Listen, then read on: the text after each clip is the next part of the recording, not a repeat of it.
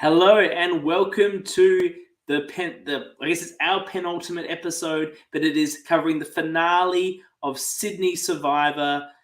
We've had the final. I'm here. I'm wearing crushed velvet. I'm looking fancy for the occasion. Will my co-host look fancy? We will have to see.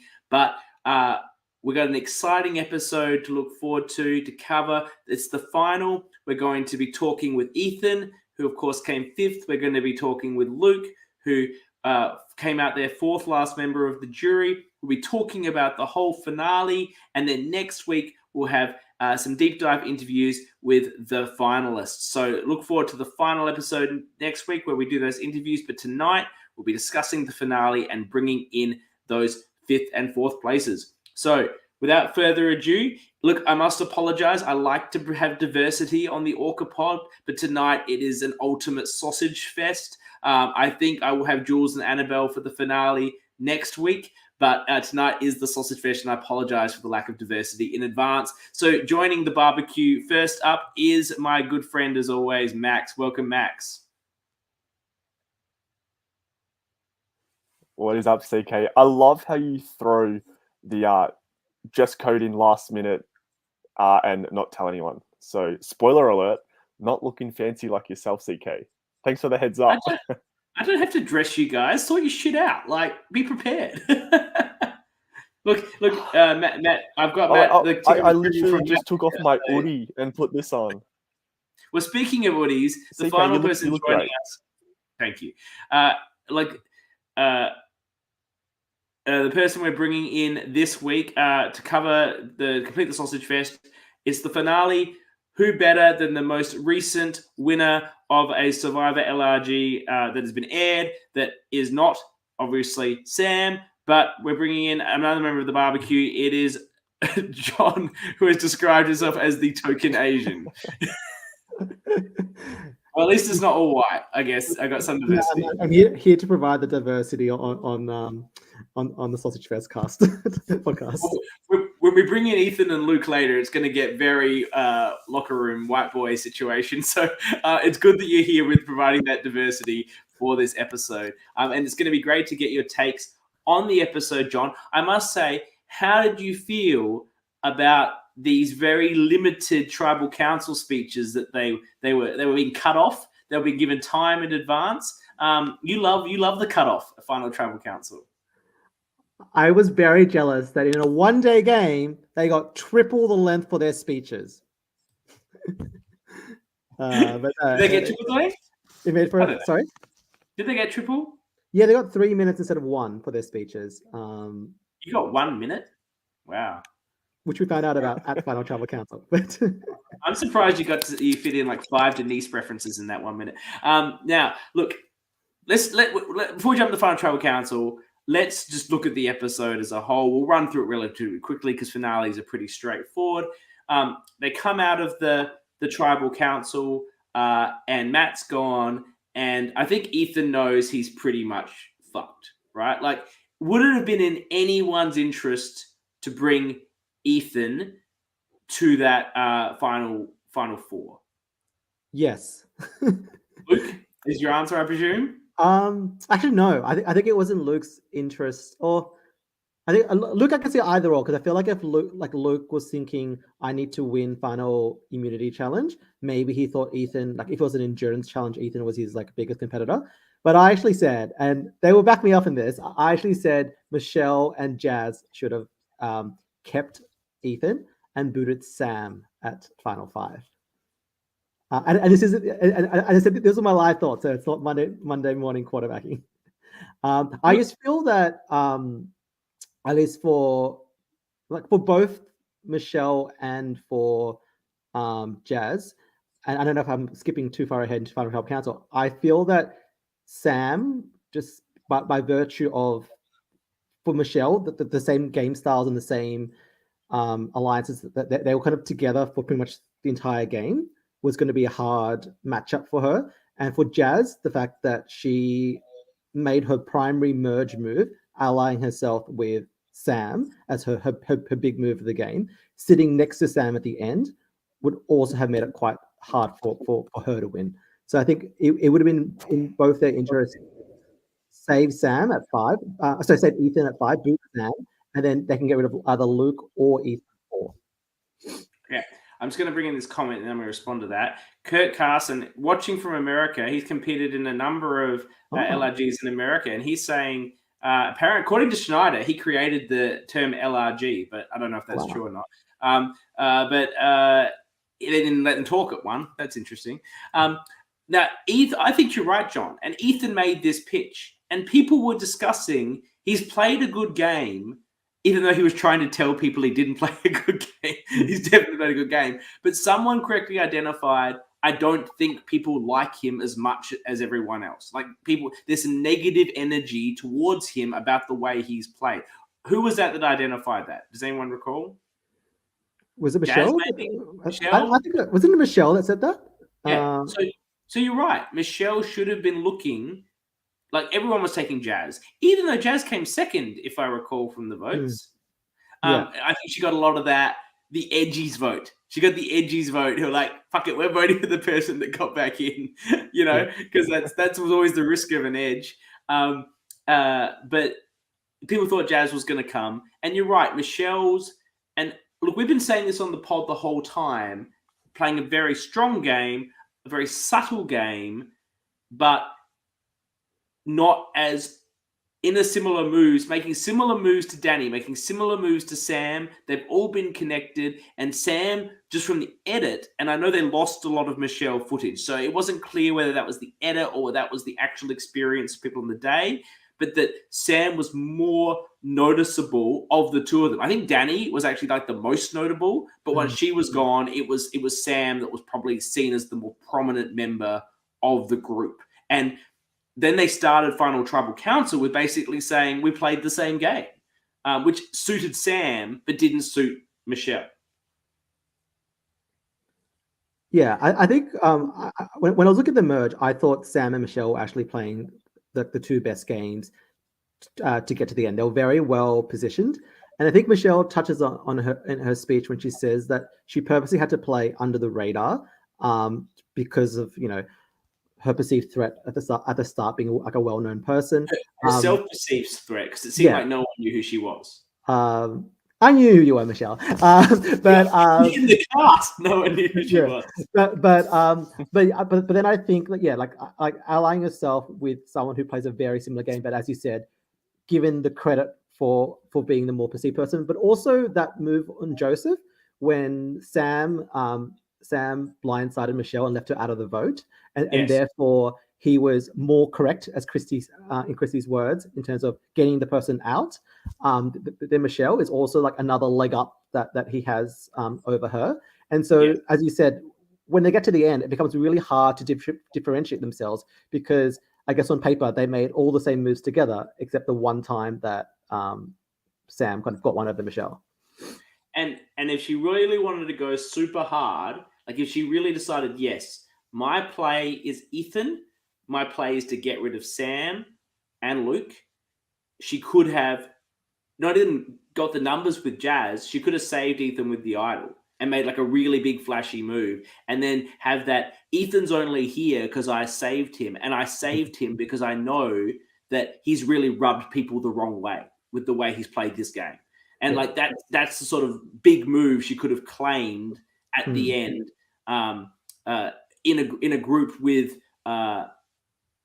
Ethan and Jazz. There's a comment here from Michelle thinking that she thought Jazz wouldn't have been looked on favorably because she went to the edge. Look, I as a viewer, I don't particularly look favorably on returnees from twists, but there's been a lot of chat from the Edge of Extinction Survivor season where Chris Underwood, like he did all this stuff to win, right? And like maybe he wouldn't have beat Rick Devens, but he might have beat Rick Devens because all the people on the edge were sort of rooting for him because he spent all that time with them. And I know this is a reduced time game, but still there's that solidarity in being on the edge. And it was impossible to see who voted for who at the end with the darkness, but I feel like a lot of Jazz's votes must have come from those early edgies. Or at least the pre-merge red allies. Merlene, Amanda, perhaps. Lizzie, I think was it. Lizzie, yeah. And, It would have been- and was Leah. I can't remember if Leah was Leah the fourth vote. Sam Yeah. says I'm correct, and of course I was correct. Just a segue here. I was correct in that I said that Sam would win this game. It was my And winner pick too. Yep. The only one I've See- ever gotten see- correct, I think. I picked him. I was right, and apparently Well done. I have drawn with Jules on this scoring game that we're playing. Apparently, but I think if you got a draw, it goes to the person who picked the winner. So I'm going to claim the victory. Yeah, and I think That's fair, CK. Yeah. I was just gonna say, I love how you just. Sorry, go John. No, you go. I want to hear Max's hot takes. Max's hot takes. Firstly, I thought it was the final three was great. For a one-day game, getting a final three of that caliber of the three players was awesome. You never know in a game that's so fast-paced. You could just end up with a completely random three, and to get what I think were the top players of the season sitting where they deserve to be was a great result, especially with like the fourth, fifth, sixth placed finishes as well being strong in terms of the merge in itself. Yeah. I was thinking I was going on a bit of a tangent, but you're right about the whole Sam and Michelle closeness in games. But I think going back to a comment you said before, CK, about how they differentiated, and if it was Michelle was to make her move, taking Ethan with her, I think you have to give credit to Sam's likability, especially when the votes are so close and it's one day. Sam's under the radar, likable personality allowed him to solidify that closeness with Michelle and also Luke, who essentially said, "Look, mate, at the final four, he could have pushed hard to save himself." Was saying, "Look, I'm not going to vote for you still," even though they were each other's biggest competitor at that time. Yeah. Luke was clearly was happy to be voted out. He was happy for Sam to win, and then he was going off to the jury for a short period of time to spruik Sam. So it was a wonderful outcome for Sam. And look, I want to go back to why I picked Sam to win. I picked him because I knew something about him from having watched him host Brisbane. So that was the basis. And he just struck me as someone with a really good survivor brain, really social, spoke really well, communicated very well. He does it very well as a host. And he seemed to have the right level of confidence without it becoming arrogance. And for people like myself, if I'm in a final tribal council, it would be difficult for me to have that same approach where I'm just going to be like, I did all this shit, I'm awesome, and just if you like it, you don't, whatever. But he has the ability to come across confident but humble. And that is what people want to vote for. They like that. And I knew he was going to be able to do that in this game. And that is why I picked him, based on what I saw of him as a really just lovely, approachable host in Brisbane. Yeah, no, wanted to echo all those thoughts. I think I guess it often gets said like it's hard to play from the bottom, and definitely there's challenges that, but it's also hard to play from the top when you have like a good majority to kind of keep everyone in line, and to not make people think about turning you, like people who are less like to win than you, like turn on you before the end. It's a big challenge, and I think part of, as you said, like the endearing kind of way that Sam plays, and you might not get to see it in the edit as easily, is it's about like locking people in. So you see how he locks Jazz in, basically from the merge onwards. It's like locking Michelle, locking Luke in, and it's very much about the way that Sam's, created a way. It's not like, Sam versus them. It's Sam and them versus everyone else, and making it seem like if they get to the end together, it's a win for them rather than just a win for him. Because like as we said, like, it wasn't an interest to take Sam out, but kudos to Sam for his strong social game in getting. I feel like they all would have taken him, like Luke included. So yeah, I mean like. And Michelle said he locked me in. With you, John. She doesn't like it. Yeah, no. Sorry, when I say like lock me in, like I'm not saying that like I don't mean to say to connotations that that you're used by him. And I think we do see that like you're very with each other for all the strategic decisions.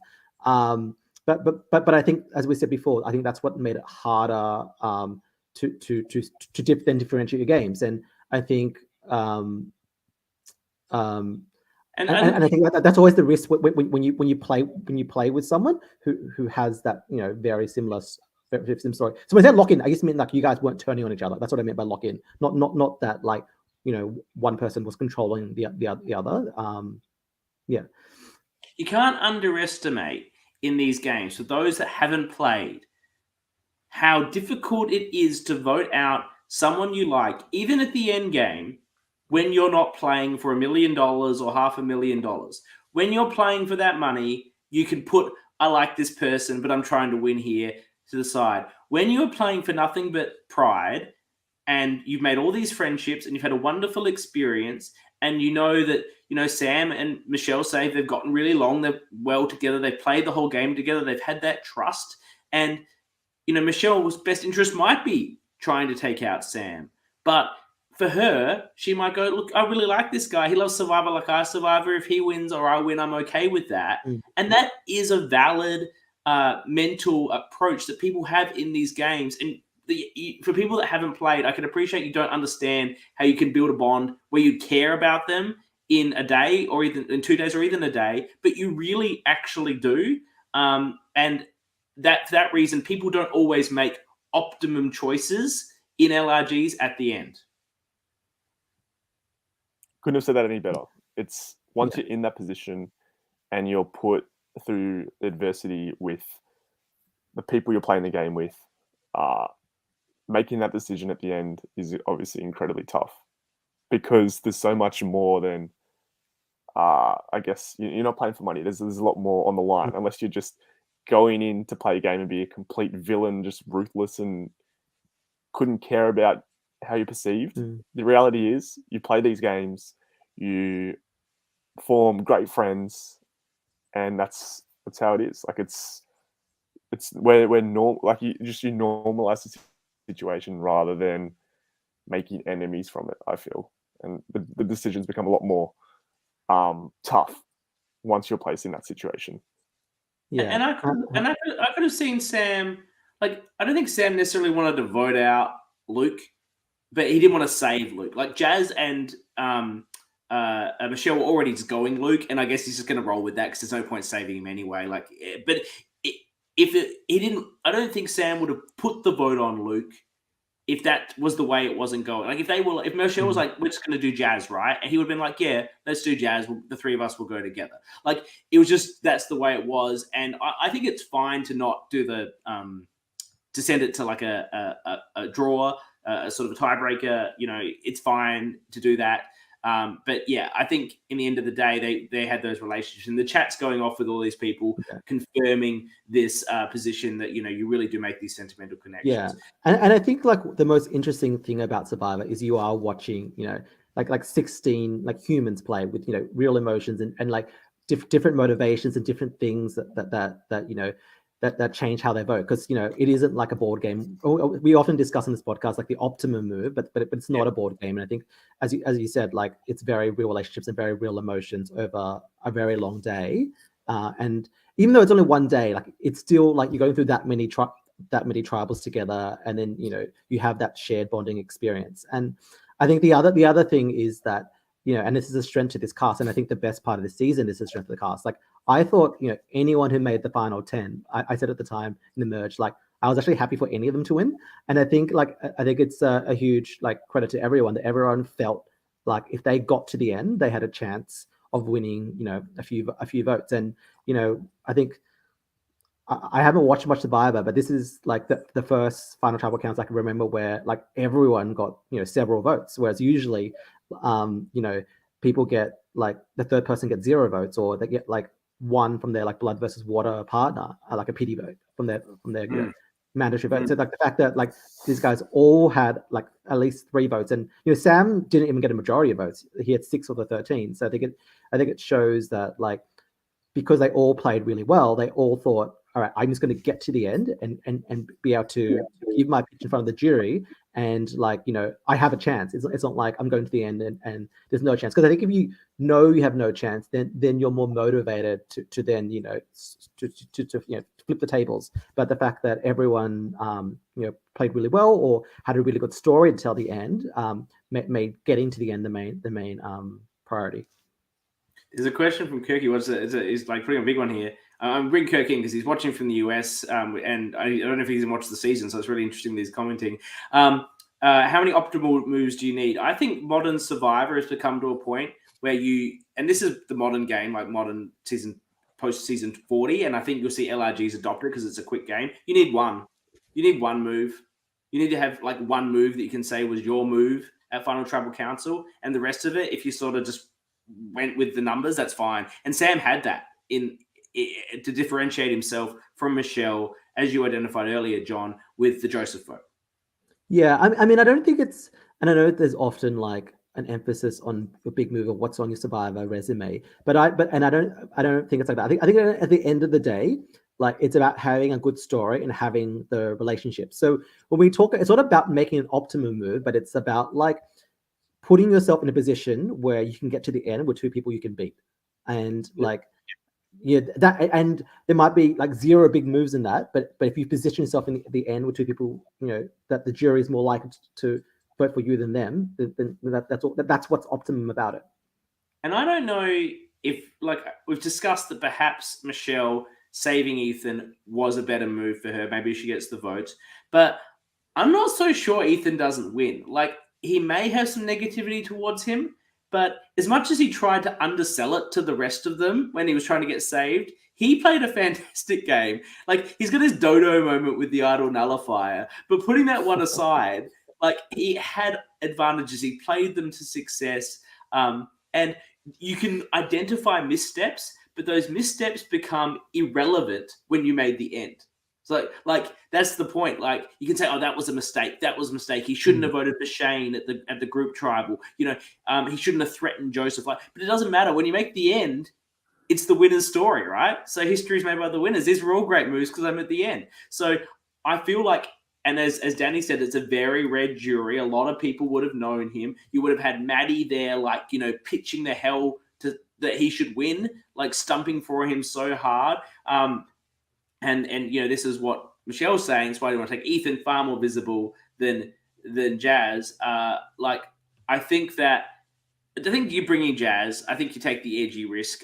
It's just that Kirk's asking what red means of the red tribe. We don't do tribe names on this show. So Ethan fights hard to be saved. He can't be saved. I want to just talk about the challenge Survivor trivia. So I just wanted to first. Sister Sam said, "Was Ethan the Simon Me of the season?" And this is actually what I said a few weeks ago to Ethan. Like, I found like I found Ethan the most like. I mean, I loved everyone, but I found Ethan like the most kind of like compelling character watching this season because, like, you know, he was playing like balls to the wall, whether for good or for bad. And it reminded me a lot of Simon in Heroes versus Villains, where initially, like, you go like, he's playing bad, but it's just really endearing that I kind of want to root for him to win despite all of that. And I think, like, just like, you know, with Simon, like if Simon had gotten to the end, even though he misplayed pretty much all of Heroes versus Villains, like I think he would have had a really good story of, you know, getting to the end in spite of all the mistakes. And I think he would have had like a really good shot against, like, you know. I think he could beat Jerry and Matt. Yeah, oh, he definitely beats Jerry and Matt. So yeah, yeah. So like I think like yeah, it's always hard, and like that's one of the things about reading the jury, about knowing what are they going to prioritize. And for a lot of these people, because of the way the edge works for the entire season, a lot of them haven't even played with the people in the jury, so it's even harder for them to work out like what are they going to value. Yeah, I don't particularly love full cast or edge juries. I feel like I've had it a few times in orgs, and I feel like you get people voting that just don't have the knowledge of the game to properly give a proper vote. Like you saw JT there, like he's like, I don't know who I'm voting for. You know, I don't know. You know, like he just doesn't know. Like I hate all these people. Like, you know, like I don't know who played a good game. I guess I'll vote for the person who played the best game. I'll try and figure that out. Like, you know, it's yeah, and I know Eli's saying it's only because it's a one-day game, and I get it. Everyone wants to be involved, and Backyard do that too. Like, I get it. I just feel like the more authentic experience is an actual jury at the end. Survivor trivia, I liked it. I'm disappointed with some of the people's answers. No one got Earl Cole. A bunch of people, including, Survivor Facebook savant Michelle, said Richard Hatch. Like, who thinks Richard Hatch won unanimously? If no one ever watched Borneo, like, it was a brutal, nasty tribal council where everyone was unhappy. To be fair, in Michelle's defense, it was the end of the game. They've been up since God knows what because they had to get to like the Blue Mountains, and they're like it was freezing, but by that point, but like Danny looked like she was in the Antarctic. And having been on a winning Survivor trivia team with Michelle, I think in other circumstances she would have gotten that question. How did you guys go? I was answering along as I went. How did you guys go? I got that one right. I was happy with that. I got it right. I can claim that. Even though I haven't watched most of Survivor, I got everything right except the Dicko question because what the fuck? I knew Dicko. What is Celeb Survivor? Like it was on Channel CK, 7. We know you would have won this challenge if you were there. Good. I don't know. I got the longest gap question wrong. I forgot about. I got that right because I knew Amber had won. And I put Kelly, like from season 1 to season 33. Oh, because that was 31 to 31, so that was 30 seasons gap. Yeah, I did 30. Yeah. Whereas Amber had 32. Yeah, so I forgot. No, the answer was Ethan. I mean, it's the same because there was All Stars to. Oh yeah, no one. Did someone say Amber? I mean, it was the same because they both played All Stars and they both played. It was the number. Yeah. So yeah, it was Celebrity Survivor. It was on Channel 7. It was hosted by Ian Dixon. Who won? I know the guy who came second was like a senator for the One Nation Party. I think that which is embarrassing. I think the winner was an actress that used to be on like Home and Away or Neighbours. I think it was actually a pretty good season, and we were desperate for Australian Survivor after that horrible first season that got made in South Australia. If anyone's seen that trash, it was better than that. So yeah, look, I liked the trivia. It was fun. You all should be super fans. Maybe you're not. My only problem with it is like it punishes people like Shane who just would then never have any chance.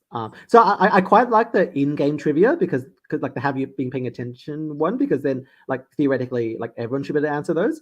But then I guess like I think it's harder for people, if you're trying to like not have 16 super fans, which is a bad idea, then it means like a lot of people just have no chance.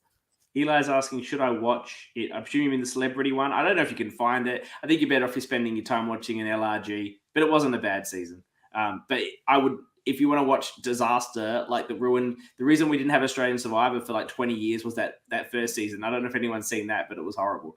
I think it got axed after 3 eps. Yeah, it was really bad. Okay, so then Ethan goes, we come back, final challenge. It wasn't endurance. I prefer an endurance challenge for the final challenge. How about you, gents? I mean, I love like an endurance challenge. I think hand on hard idol is always going to be my favorite final immunity challenge because I think there's something beautiful about like seeing like how far are people willing to go, like how desperate like are they like so I love an endurance challenge where it's not about strength and it's just about willpower of like fighting away the pain. How much do you want it? Having said that, it was 10 o'clock or something by the time they're doing this. They have to wrap up, and so like I don't mind the memory one, except I wish there were dividers so you couldn't cheat off the person next to you. Yeah, but Michelle wasn't cheating. Luke was looking at Michelle's a lot, and she beat him anyway. So Luke just reacted in the backstage. He didn't like that. That's what it looked like to me anyway. And Michelle wins. And then we've talked about the discussion point here, what they could have done. But it really, Luke was going unless Sam wanted to make it a tie. No one wants a tie, especially production at this time of night, or the jury. I think the jury would not vote for you just for making it go like an extra 10 minutes later if you cause the tie. Like people just want to go home at this point. So I think it's appropriate. I think it was the right call for everyone involved once you were at that final. And I think that's evident by the fact that, as we talked about, the votes were very, very close. As you say, John, you don't think you've seen that in Survivor. I've been trying to rack my brain. If someone in the chat has a view where there were actually like a decent amount of votes across a final 3, like pop it in there, because it's not popping into my brain. Because I think Todd won 4-2-1, like Todd, Courtney, Amanda, and then like Natalie Anderson won with like, because the others got like their blood versus water like people, and then Reed didn't wanted Missy to come last. But yeah, the fact that it was like it was really competitive. But even then it was like Amanda got 1 vote, and it was a pity vote from Eric. But there was no. But of course, when you got a bigger voting pool, but even still, you know, in Winners at War, there was like 20 people voting or whatever, and still like Michelle, I don't think got any. And then you know, same with Edge of Extinction.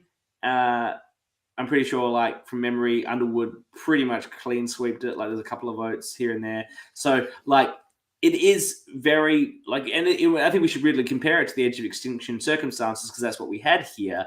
And it really wasn't even position. I liked Final Tribal Council. Obviously, they're short on time, and there's a lot of jurors.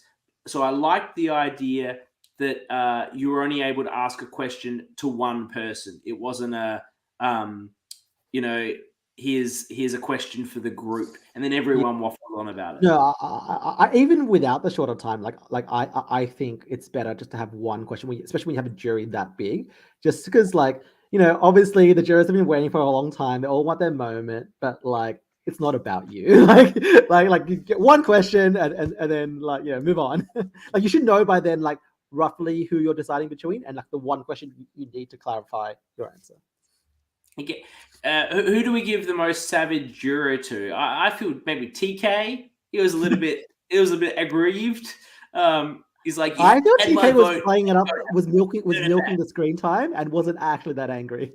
I think he was like, respect TK. That's what I'm all about too. You got to make that moment about yourself. Yeah, it's your final moment. Make it about you. I don't care what John says. Make it about yourself. I love a salty juror, so I was happy. I was really excited when TK did that, and of course, like JT absolutely delivered on what we wanted from it. I'm glad. Like initially, I thought it was weird that like the most recent juror, like Luke went first, and then JT went last, because I thought like the it would have been better to start first and then get move towards people who were like in the end game, but like saving like the best for last. Like we couldn't even see JT's face. It was when he was asking the question, but I felt the intensity of that through the TV screen. Like I was scared for Michelle. yeah, he was angry, and he's really delivered. Like as I said across this whole podcast. Hit him with an Edge of Extinction. You really want a salty person as the first boot, and it just sets the scene so perfectly for that. And you know that's why it sort of Reem Daly became so famous. And look, I don't think Natalie was that in Winners at War. We didn't really need it in Winners at War, but on Edge it sort of worked with Reem, and I think it really worked here with JT being that perfect boot. As I've gone through other LRGs, I think there's a lot of other people that would have done an equally good job, like a Josh Peterson as first boot on an Edge, a Scott as first boot on an Edge. I could see being like extremely similar, but it was fantastic content and he delivered here at the end. The only thing I was disappointed about was I was expecting like an Iron Man jacket or like something to complete the Marvel universe, and yeah. But again, I went Invisible Hulk mode. Invisible Hulk mode. That's what it was. Yeah, because you can see him. He was angry. That's a good call, Max. That's a hot take. I like it. You bring on the hot takes. Continue this series. My little bits at a time. I really enjoyed that content and. The voting, I don't know if the voting is still available for the end of season awards for Survivor. I voted in it, and I gave John a couple of categories. Like he really did give me a lot of like something in this season that like made me think of him for a few things. Ethan wants East Crew King vote for him in best duo.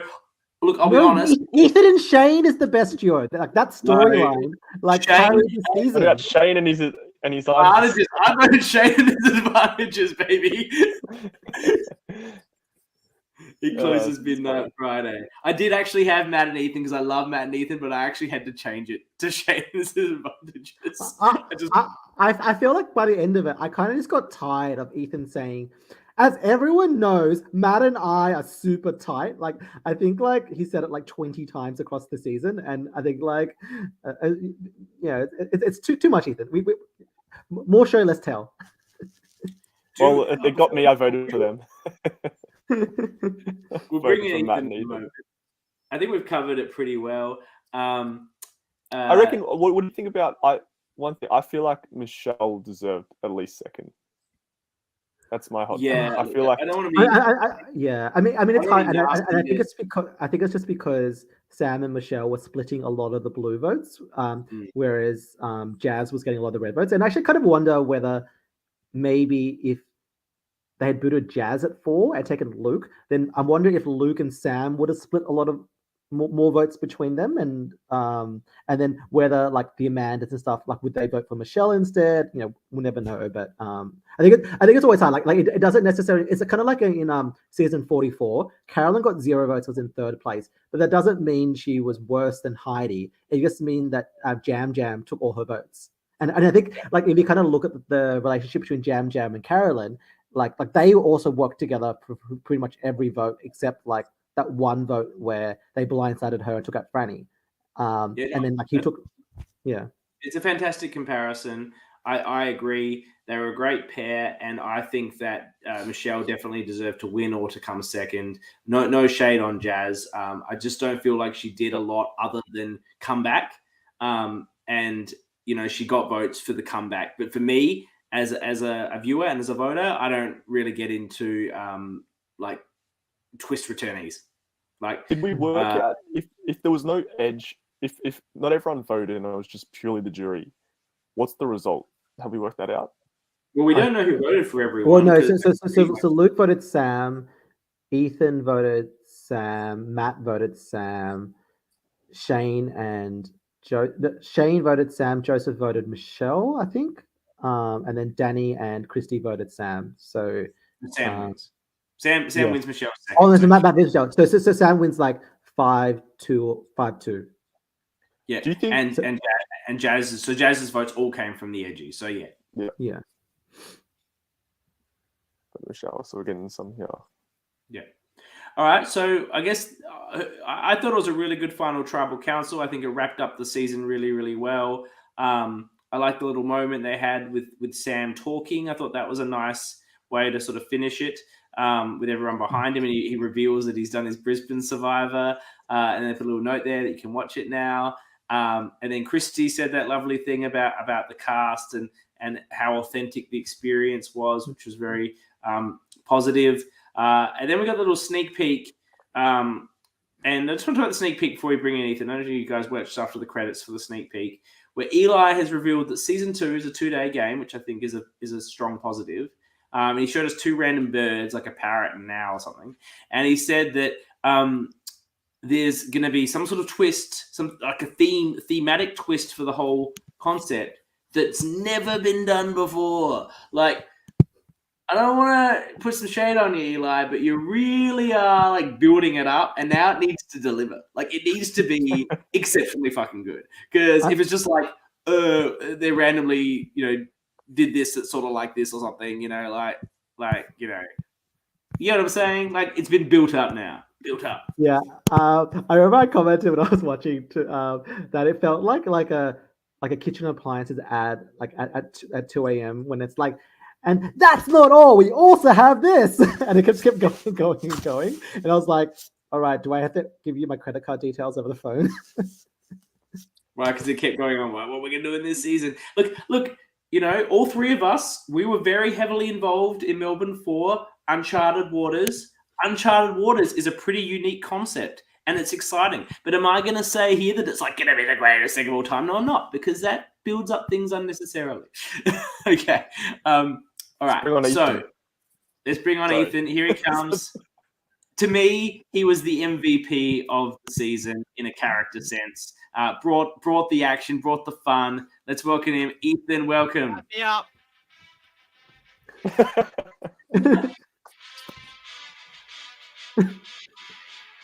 He's been practicing this, actually. Yeah.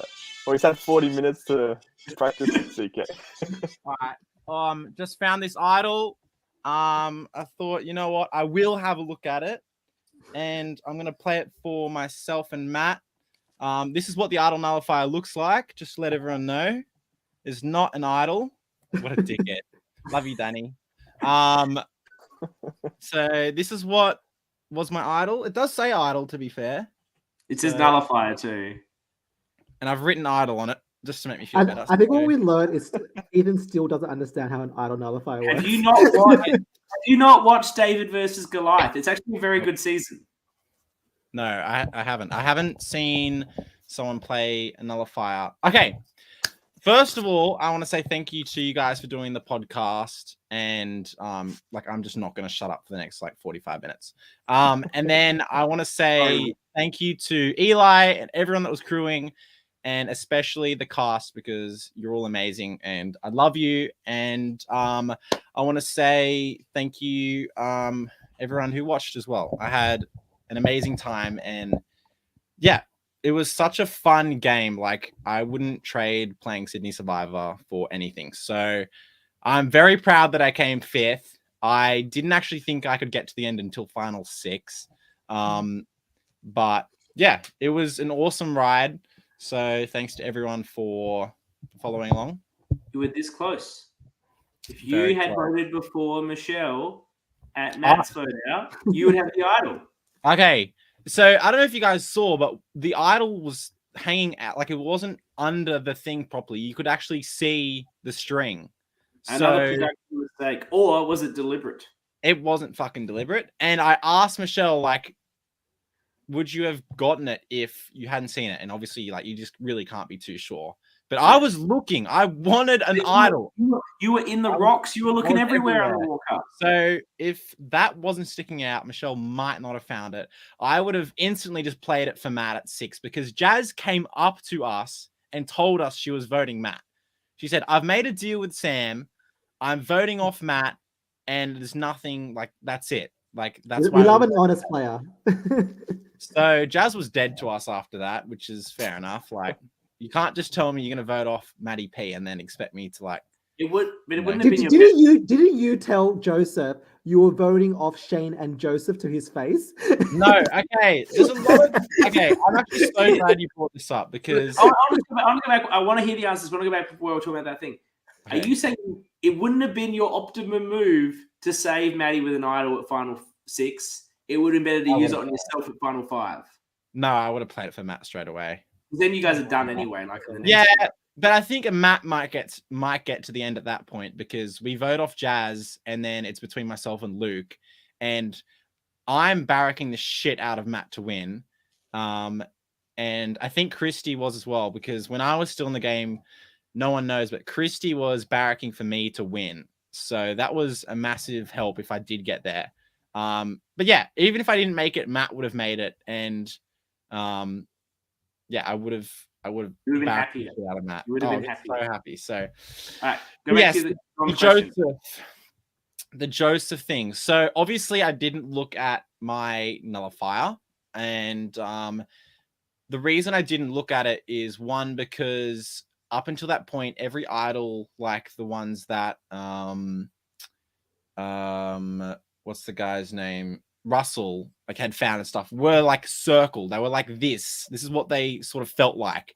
So in my head, this is what an idol felt like. So I just felt it. I'm like, yep, it's an idol. And then I knew I was on the chopping block. So I just ran around. And the thing with showing Joseph, pulling it out and being I've got an idol, was because I wanted Joseph to try and do something about it, so that way him and I could work together. I wanted to go, hey, I have an idol, I'm going to be safe. So you need to figure out your other option. But it didn't come across like that at all. So the plan was to actually tell Joseph so that I could work with him later on because I wanted to work with him the whole game, but it just. But you voted out Shane, therefore you vote out Joseph. Yeah, I know, but like, I don't know. I was like, I'm voting Shane, but like it seemed more like a threat that you then carried out. You affected your threat. You said, "I'm going to vote you out. Do something about it," and he did. He got Shane to play one of his many advantages. Yeah, look, I wasn't trying to make a threat to Joseph. I was trying to use it. I was trying, like, in my head, I really wanted to use an idol for more than just playing it. I wanted to give me an advantage in the game, like let me create allies. So I tried doing that and failed miserably. But it also meant that Christy and Danny went out. And for me, I think that was actually really good because Danny, like, I think I had spoken a few words to Danny, and she just gave me looks that, like, I knew we weren't gonna work together. And then Christy, I actually felt like we were working with her because Christy's working with everyone. But she's not stupid. Like, if the majority numbers were to vote me out, she'd just vote me out. So yeah, I don't think she was really with you guys. No. I mean, and I saw today that Matt Pitcher posted on Facebook that he had these amazing pops made by Todd from China. He makes the pops of his amazing 3-person alliance of Ethan, Matt, and Christy. And Christy's there. He's delivering them to the two of you. And I'm like, there wasn't a 3-person alliance here. There was like Ethan and Matt and Christy stringing them along. Like, what is this? If it wasn't for that weird double tribal twist thing, wasn't Christy going to flip and vote with the girls like Malene and? Yes, that's what she said in her interview. That's what she said. She was like, he was going to work with the girls, and then, as Jazz said when she was being interviewed, she said she wouldn't have flipped. And, yeah, so it's hard to know if that actually happened. If she would have, like, if Jazz actually. Well, no, it's here. She said she was with you until you proved to be scum. It also didn't help at 3, where it was just me, Matt, and Christy. I just went up to Christy and, like, if we lose, you're done. Like, that's what I mean. Like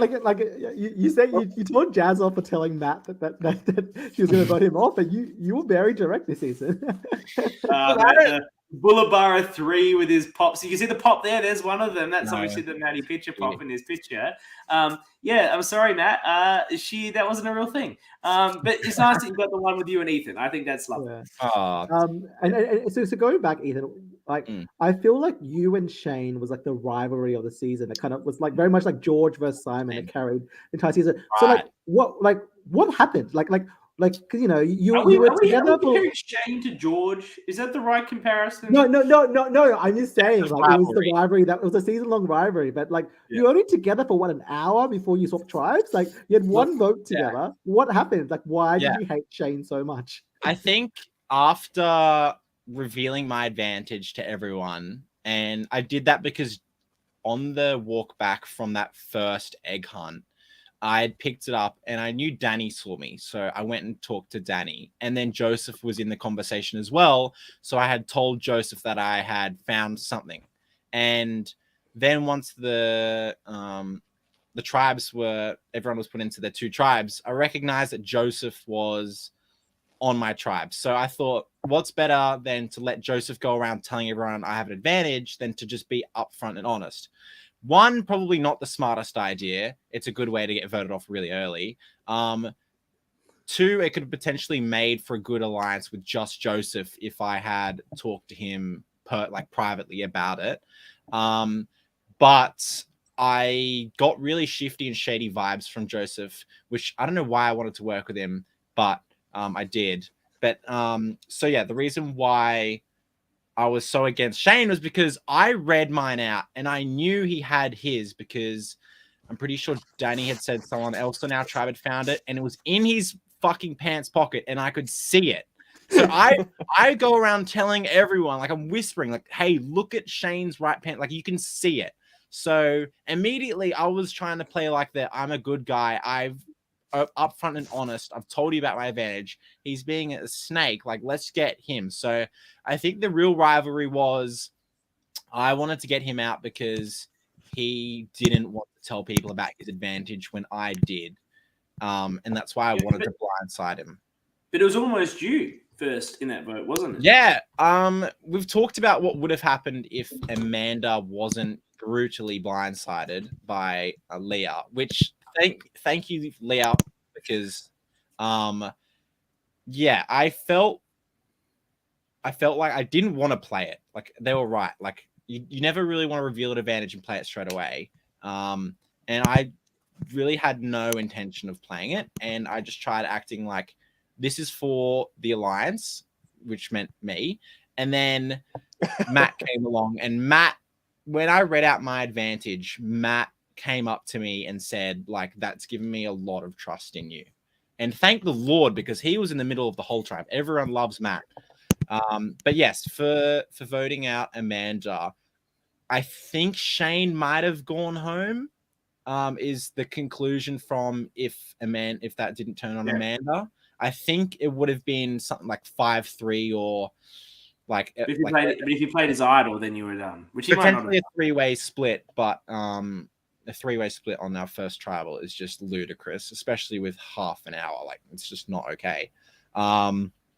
So yeah, so thank you, Leah, for doing that for me. I actually don't mind that you read out the advantage. Like you thought so, you'd been seen finding it. You told Joseph you had it, and did you actually know what it was before you started reading it, or was that was my main problem? My only problem with you reading it out was you didn't look like with your other advantage. You didn't actually check what it was before you read it out. Because if you had done Shane's advantage and read out, I have the legacy advantage. If you vote me out, you get an idol at the merge.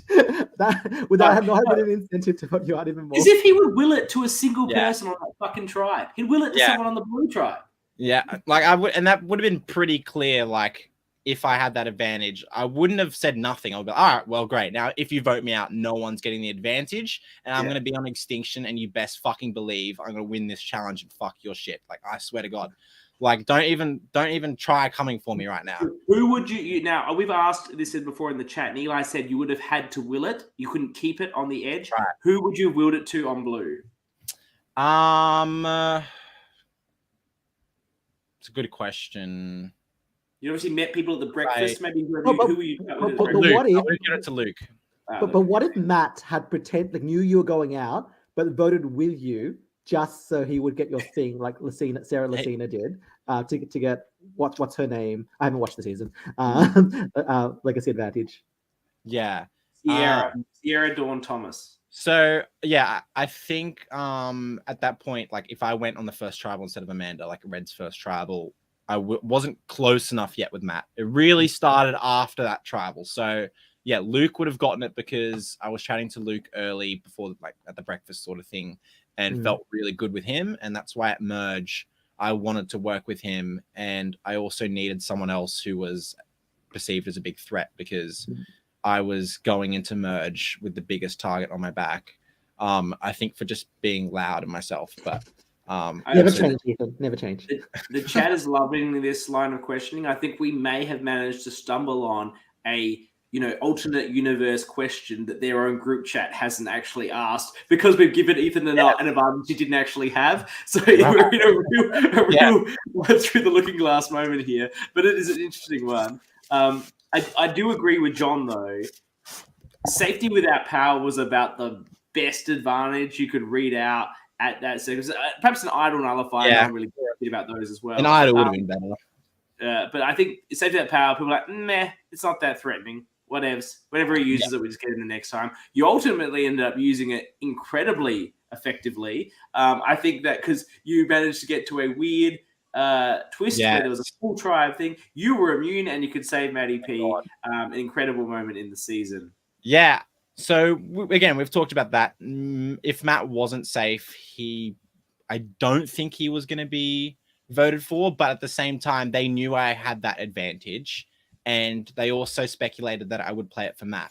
So that's why their plan was Merlene first, Jazz second with that information. So there's always a chance that Matt goes there if they don't know my advantage and I don't play it for him.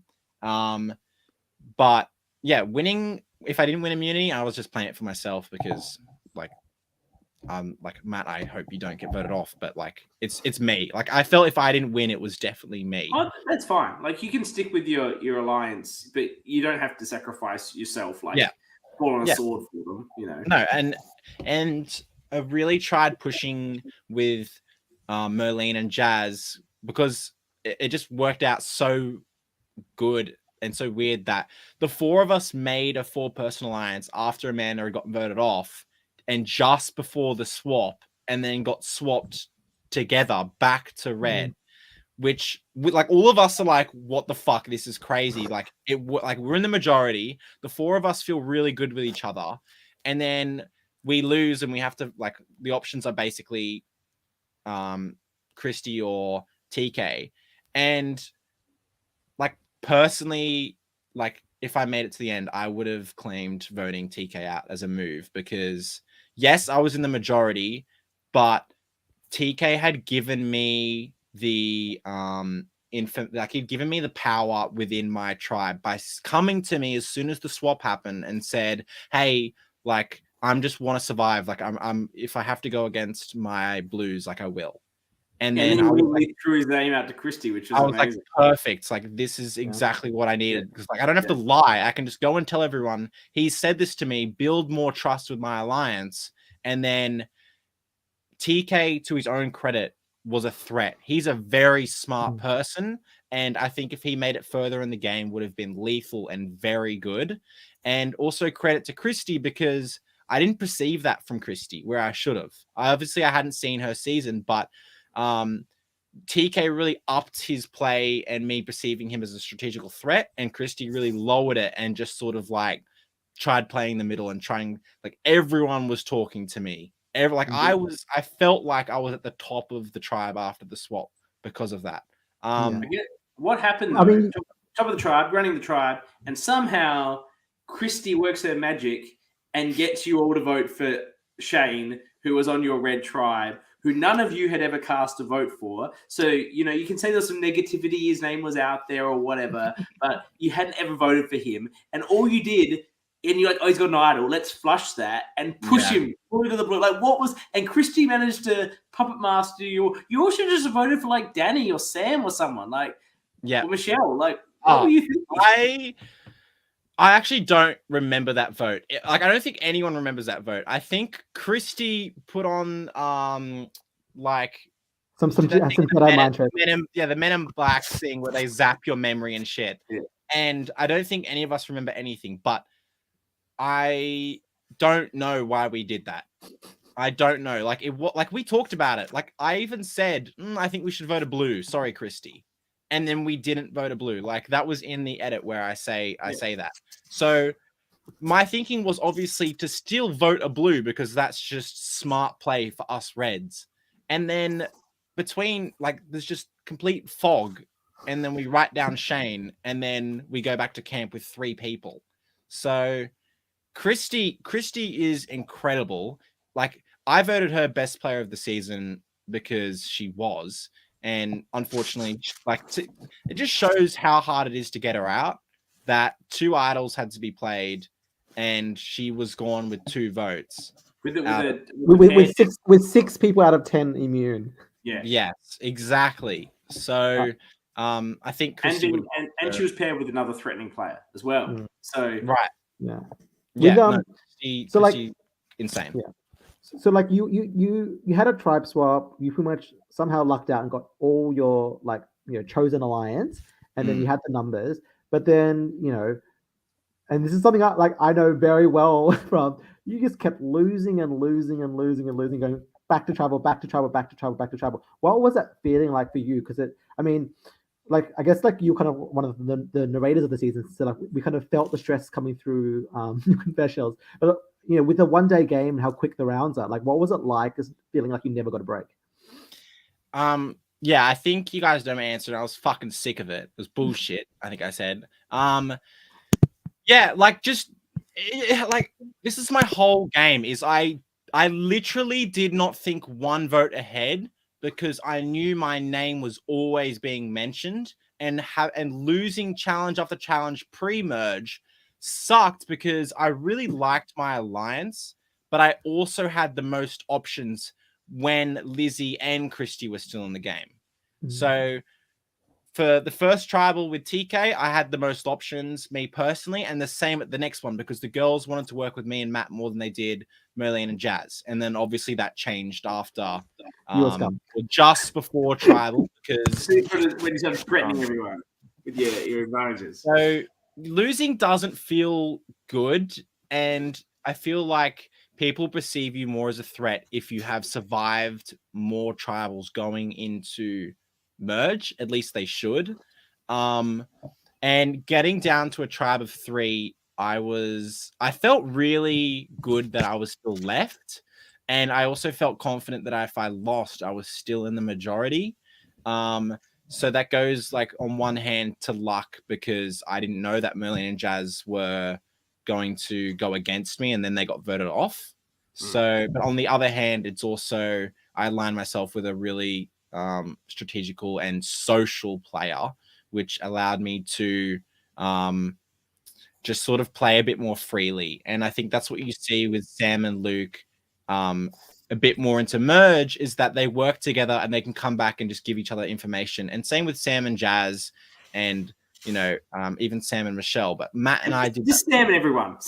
They were just feeding Sam and everyone. This is what I fucking said at Final 5. It's Sam. Sam's a threat. Get rid of Sam. I don't understand what we're doing. But no, you guys talked about if I made final, maybe I have a chance to win. And I would have pitched my fucking life. Do you think? Have you done the numbers in the group chat? Are you going to get the votes? Numbers? No. But I actually don't disagree with them voting me out 5th. I said to Sam, and it's not in the edit. If I was you, I'd vote me out. Like I just straight up said that because he wasn't buying my shit anymore. He clearly wasn't. It got anymore. Were they ever buying the shit? Like, he wasn't buying any of my shit. Got rid of it. Yeah, you're right. Get rid of the anymore. He wasn't buying it. And it just got to a point where I was like, just vote. Like, honestly, if I was you, I'd vote me out because, as Luke and Matt said, I can talk, and that is threatening when it comes to a final pitch. And yes, I might have lost the Shane vote. I might have lost the Joseph vote. Like a few people that I pissed off, maybe some of the Blues. I might not have got Danny, but I had Matt and Christy barracking for me. If Sam wasn't there, I could have gotten the Luke and potentially Sam vote, I think. And I wanted to win. That's what was most evident and most different between me and other players is that I was playing hard because I really wanted to win. Like what people don't know is like I live 40 minutes away. I went to the site and checked it out. Like I went there a few days earlier. It was freezing and raining. And I walked around looking for good spots to put idols. Like that was what I was thinking. I sat there, I sat at Tribal Council and I envisioned myself getting to Final 3. And I absolutely would have told everyone that at the Final Tribal. I would have begged and pleaded, but I also would have shown and told people why I think I should get their vote. And wanting to win is a great reason, in my opinion, to give someone their vote. And I wanted to win. That's my whole game was playing hard because I wanted to win. But obviously, I just didn't have the gameplay or the social alliances like Sam or Michelle or Jazz. And another thing to what you guys were saying. I think we would have had JT's vote as well. I might have got JT's vote, yeah. And I think I might have got TK's vote as well. Because TK is a great player, and that's why I voted him out. Like he was just visibly a very strong player, and might have got Leah's vote. But look, who knows? But for Jazz's game, just quickly, Jazz I think did a really good job of coming back into the game and adapting, and I think for her. She needed to, because I've talked about this with Sam and everyone else, like with Sam and just like scenarios and stuff. But I think for Jazz, she needed to say she made a deal with Sam at 7 to change the vote from Matt to Joseph. That was her move. She thought like she made Sam do this. And she also said at Final Tribal, she aligned with who she thought was the strongest player in charge of the other tribe. So to go from being red strong with myself, Matt, Merlene, to then being voted off, coming back in and going to Luke, Sam, Michelle, and making those strong alliances, having a deal with Sam. I think Jazz played a very good game, and I think the way she got to final 3 was very good. I just think I agree with you, CK. Michelle and Jazz needed to vote off Sam if they wanted a chance to win, and that was basically my plea to all of them. Was like he will win. Like, you need to get rid of him, and that's why obviously I voted for him at final 5. And was my hope was Michelle and Luke would do something, because Luke, he's not stupid, and I'm like, I don't know if I said to him or not, but he basically knew he was going next. I think Luke was just too loyal to Sam. And that's why Sam ultimately won, and that's props to Sam. Luke was so loyal. Michelle was so loyal. Jazz would not have voted him out. She was way more loyal than those two, because when she came up to Matt and I at 6, she said, I have a handshake agreement with Sam. I do not go against my word. This is how I'm playing the game. So Sam created this little family of people who would just follow. Like obviously I know there are things like, this isn't just Sam's world and we're all living in it, unless it is. But credit to Sam. Sam had 3 people who wouldn't vote him out. I think Michelle would vote out Jazz. I think Jazz would vote out Michelle. I think Luke, depending on what Sam wants to do, would vote out either Michelle or Jazz. So, she was not happy with the response. Ethan, don't put words in it. She already told off John. You're next, Ethan. She doesn't like it. Don't put words I in love you. I think you played a great Ethan, if it's you sitting next to Jazz and Michelle, do you think you win? Yeah, I think I win. 100%. I just think I wanted it more. Like, I know for Jazz and Michelle, at least, obviously I can be so wrong and I can't wait to hear what they say. But it looked like they had made final 3, and in their head, it was like, I've made it, that's it. Like, it looked like game was over for them, other than when Jazz answered Merline's question. I think Merline's question was amazing for Jazz, and Jazz answered it really well. But in my head, it looks like they've made it, and that's it. Like, I've made final 3. I've come here and done what I wanted to do, and I've achieved my goal. Whereas Sam stayed switched on. Like, if there was a fight, he would have fought. He would have done it in the way that CK said, kind, calm, respectfully, well spoken, well thought out. He would have Humble. Yeah, very humble, and he's very likable and very nice. And that's why so many people wanted to work with him and not vote him out. But I really think they needed to step up in the final tribal, because I want someone to make me vote for them. Like, I want someone to tell me why I should vote for them, and like basically not take no for an answer. Wait, I'm going to cut you off because you're going to keep talking. Yeah. You are going to keep talking, right? And I've got Luke here to come in. We've loved your passion on this show. You've really popped into the community in the last couple of months with being on this season and doing the week-on-week coverage with Danny and Jules of Melbourne Playing with Fire, which was fantastic. Both of it has been brilliant. Your contributions to this season and to that podcast have been wonderful. You were coming down to Melbourne. I know it was for other things, but then you were attending the viewings of Playing with Fire. So, everyone, we all love this community. We love what it's about. But obviously, you like really the way you are. It's just who you are. I was just about to say this, Sam, with the words out of your mouth. You exploded onto the scene. And we love it. And I agree. And you're a fantastic part of the community, a fantastic character on this season. If I just let you talk, you just keep talking. So I'm going to cut you off. I'm going to do Danny's move and just take you out. Yeah. Michelle, I love you. Michelle, I love you. Final words. Thank you so much for being a part of this season and for being part of the community. We all love you. Thank you, CK. Thanks, Max. Thanks, John. I love you all. We love you too. Pleasure to watch you. Right. So here comes Luke, all the way from New Jersey. It's like 7:30 in the morning. That's how good. And I'm glad he's going to be here. We're going to probably get to interview every single person that appeared on the season. That's pretty special, particularly when they're like Joseph and have to come in 7 a.m. from the Cayman Islands. And now Luke coming in from early morning in New Jersey. Welcome, Luke. The internet's low in New Jersey. I know. I guess we could just bring Ethan back for some. Hey guys, how you doing? Hey, Luke. Hey, Luke, how you doing, buddy? Up, Luke. Thanks for sticking around. Hey, I'm maybe I good. should How's put you everyone on- going? Good. Maybe I should have Well, put, I mean, you guys, thanks for sticking you around. guys.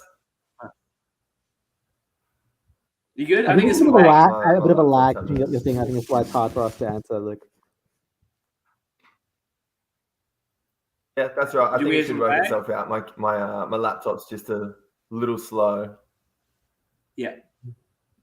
I would say thank you for waiting around. Perhaps should have had you on first because I should have expected Ethan to talk for 2 hours. But that's just the way he is. But thank you for waiting around and for tuning in so early. I guess your arc on this show was loyal challenge beast. Is that what you expected you would do, be in the game? Or did you think, you've played some orgs before. Did you think you might be a little bit more sneaky?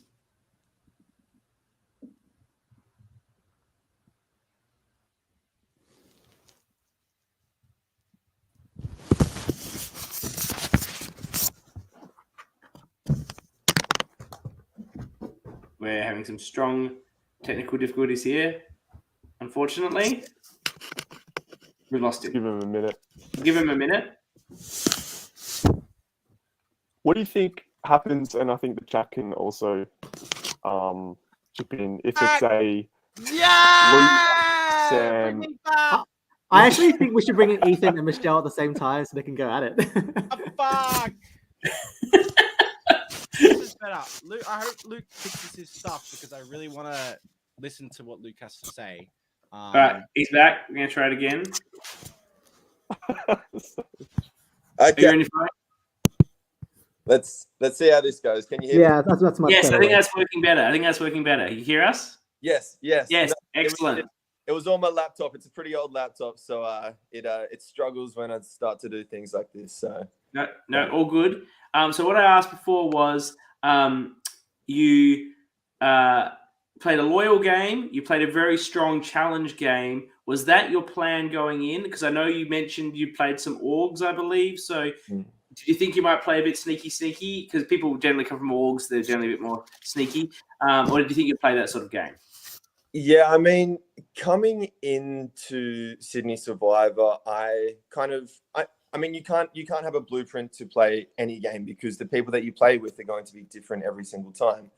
And so, but I mean, in saying that, I did have somewhat of a blueprint, just knowing myself and knowing myself as a little bit more of a reserved, laid back, introverted type of personality. I knew that I would do well in the challenges as you saw on screen.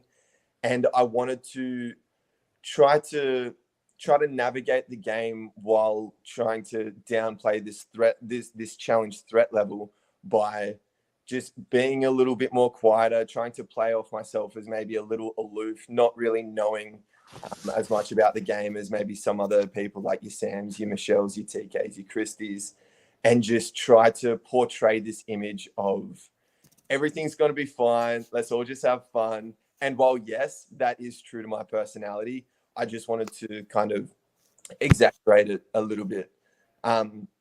Touching on your point as to whether I thought I was going to play a loyal game or not, I think everybody goes into these games thinking that they're going to be like the man of the show. They're going to be cutthroat. They're going to do what they need to do to win the game because that's what you see on TV. That's what you see people playing for $1 million on the real show of Survivor.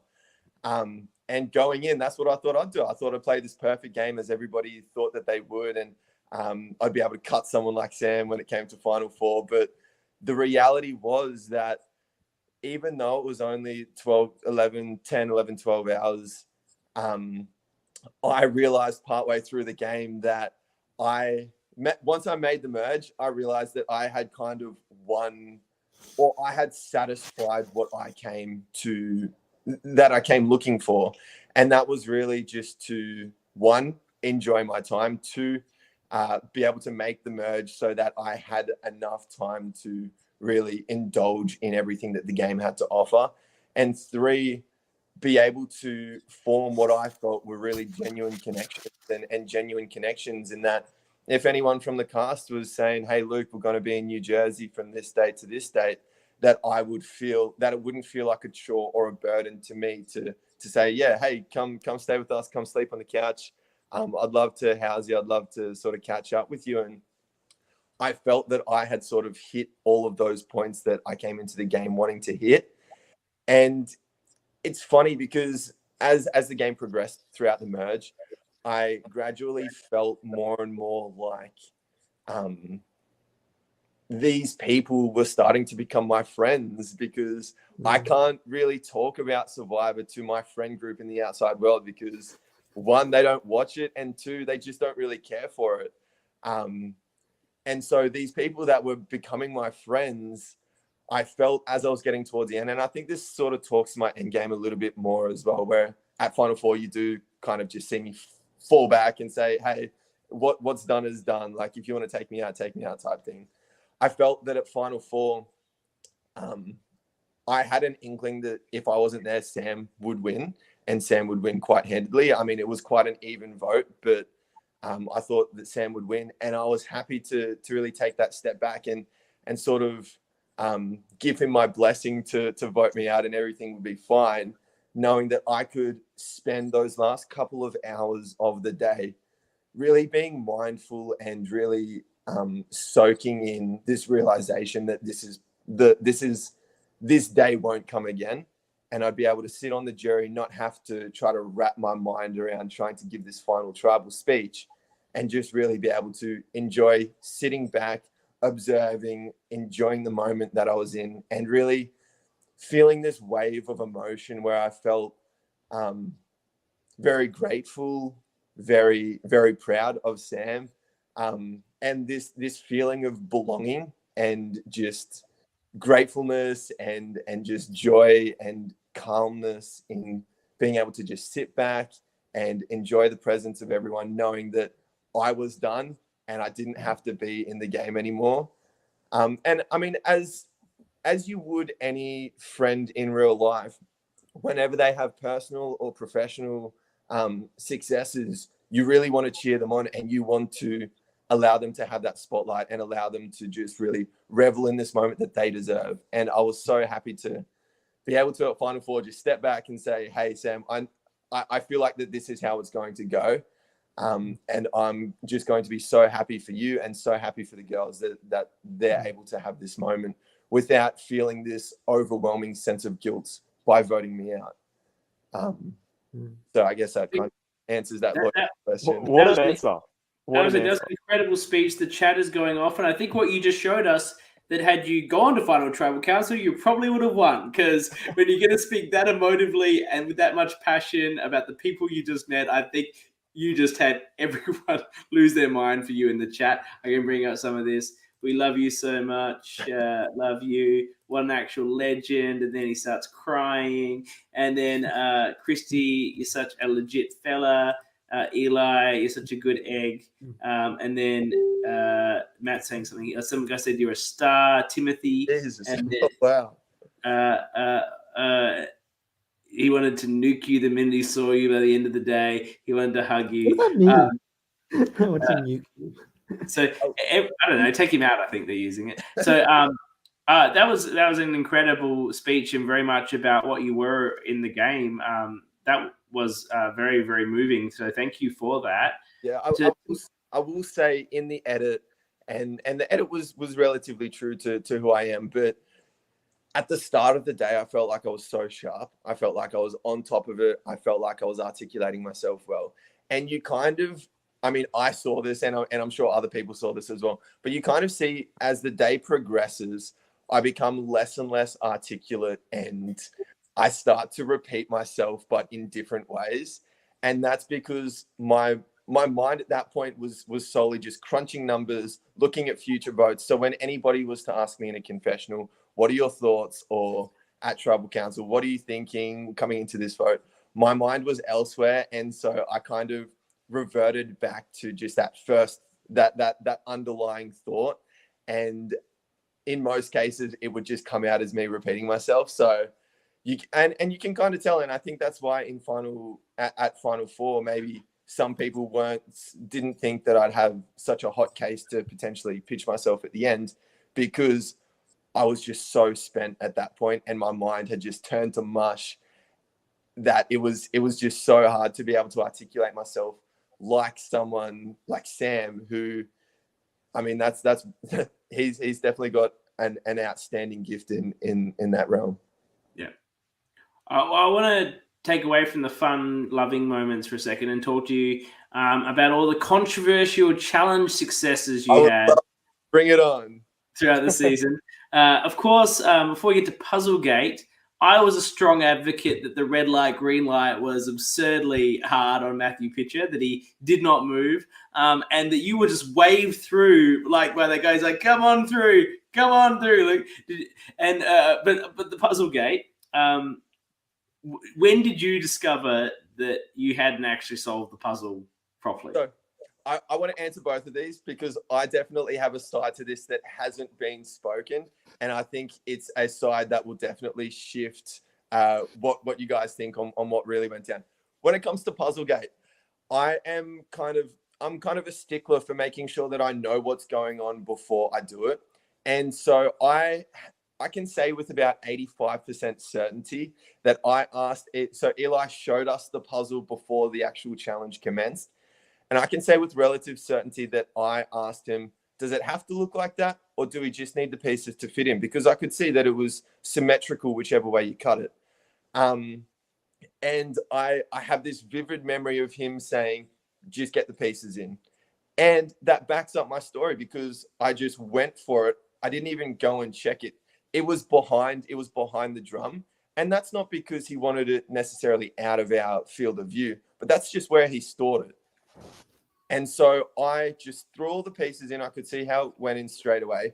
And he said when I put them in that, yeah, you completed it. You didn't think that Byron or any other of the production team that were filming were to say that, hey, it's not correct. I feel like that's my side of the story. I felt that he said, just get the pieces in. And I feel like that is validated by the fact that when I had them in, he okayed it. It's a relatively convincing argument. Eli's very excited in the chat about it because it's, saving his ass. But I will also say that if he came over and said, no, you need to have it like the color wheel, that I still had enough time to fix it before Matt was to solve it.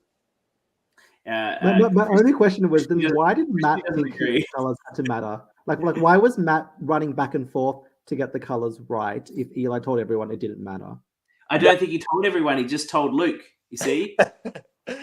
I mean, John, that's something that Sam and I have talked about because it does look very damning in the edit in that Matt does run back and go to put it as if it's the color wheel. My only answer to that would be that either A, I'm wrong, and that very well could be the case, or B, Matt didn't hear the instruction.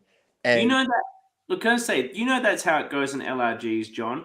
You see an advantage to how you can complete a challenge, and you go and ask production quietly. You don't say it out loud in front of everyone else. That would be stupid. Now, no. I think it's different clarifying loopholes and getting a different set of rules from each person. But either way, I don't think it's Luke's fault for either of the challenges because I feel like at the end of the day, it's on Eli to call a challenge correct or not.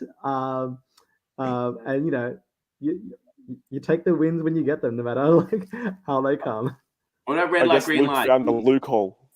yeah, this is why we have Max on this podcast. There's the hot take. This is all I do, Luke. I just say a couple of things every half hour. Then Do you know, Luke, that you and Max are the same person? yeah. I was talking to Sam. I think Sam said that he'd met him and he said like these two guys are just spitting images of each other if they were. I mean, we could do a blood versus water season. We could just go in as twins. let's do it. You guys would dominate. Why not?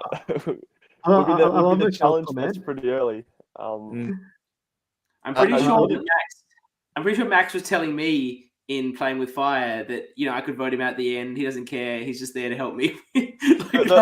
Luke, I'm not going to joke. Like your whole arc and your whole story, and even giving Sam your blessing at the end is probably if CK and I were in you and Sam's position in Melbourne Playing with Fire.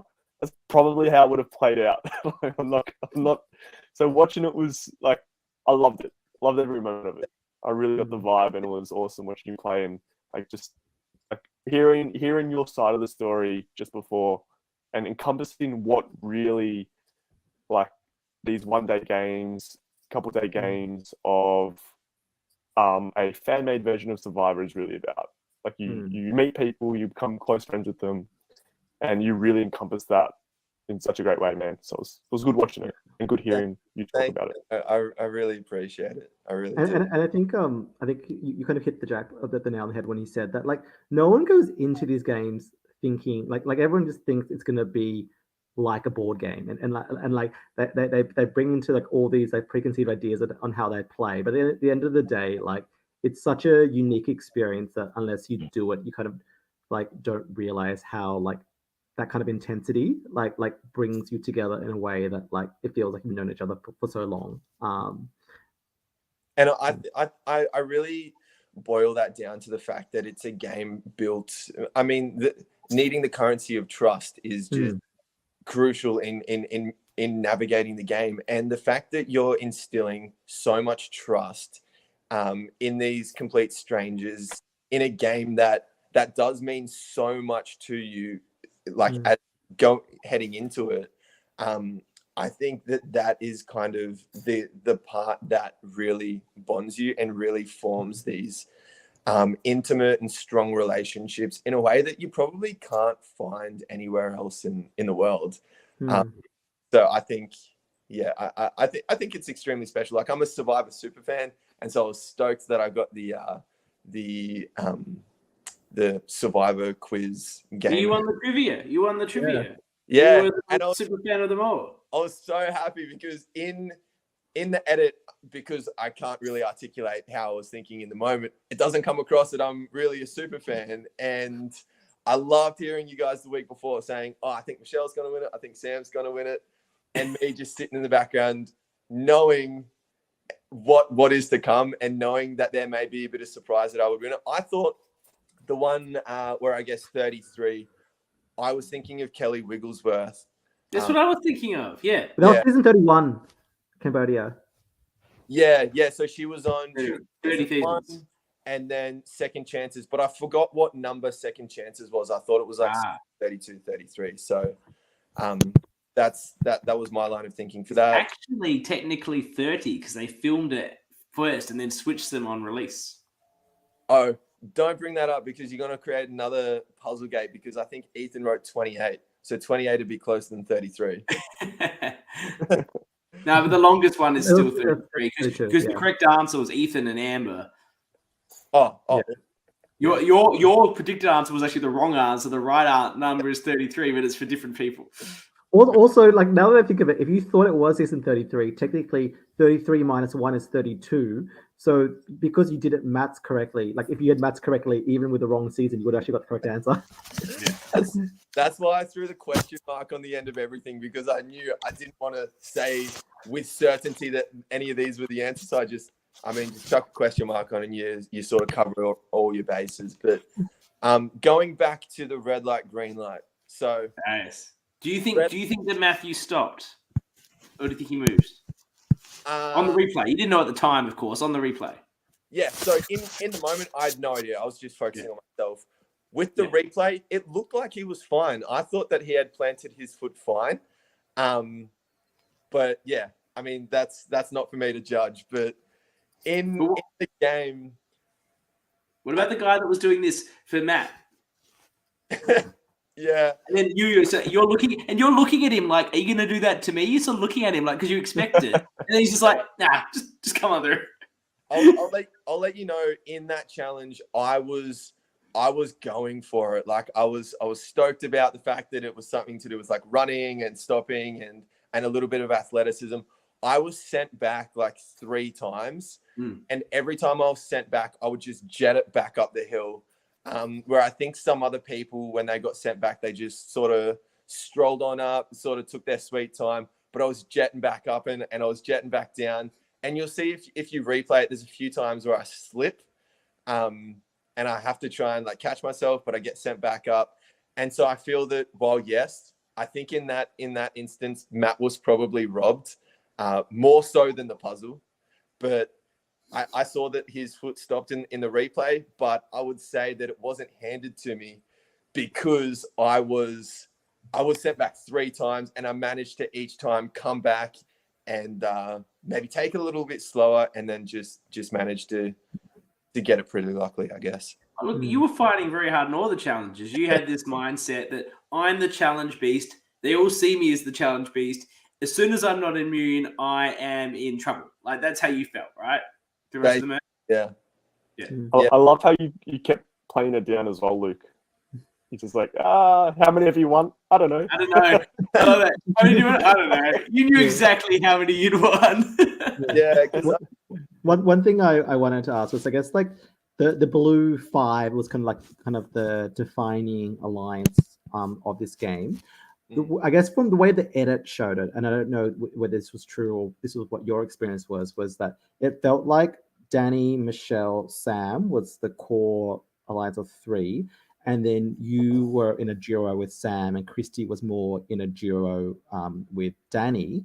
But then Christy revealed in her interview that she and you realized that really early on and had a secret duo. Like, so how did you, like, was that your experience too? Like, were you planning like to work with Christy to turn on the other 3, or how did you see yourself within that alliance?